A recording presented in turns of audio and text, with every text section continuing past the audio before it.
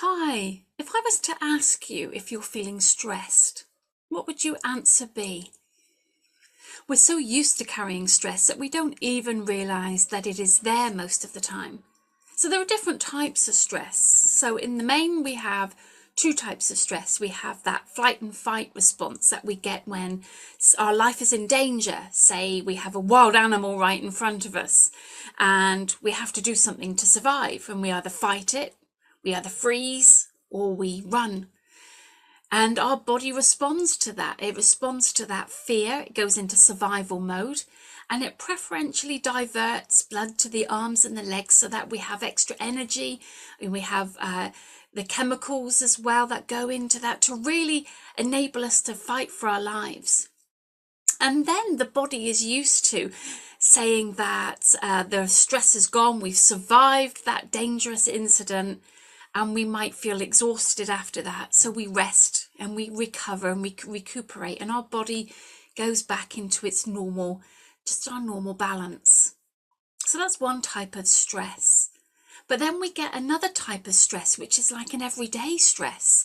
The stress of managing our workloads, the stress of managing children, the stress of dealing with aging parents, the stress of managing friendships, community, balancing and earning enough money, the stress of paying the mortgage, the stress of keeping a job, the stress of having work done because something's broken or needs fixing. All those everyday stresses that we can have can either come and go. We can have a flat tire and find in the car and find really stressed about that. But once we get that fixed, the stress dissipates. But then we have those other types of stress, like dealing with the job, having enough money, paying the bills. That can be real ongoing low-level stress or even high-level stress in the longer term. And all this stress has an effect on our body and an effect on our mind too.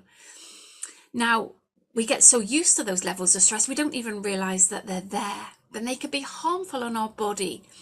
So the question is, what can we do about it?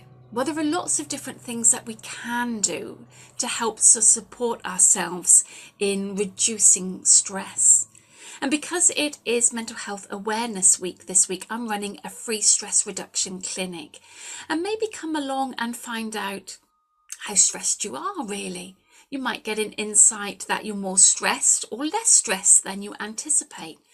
And in that session tonight at 7 p.m, you will take away and learn some tools that you can make use of to help you deal with stress every day, whether that is stress that is just a one-off stress, or whether that is just the sort of low rumblings of stress that continues throughout the day.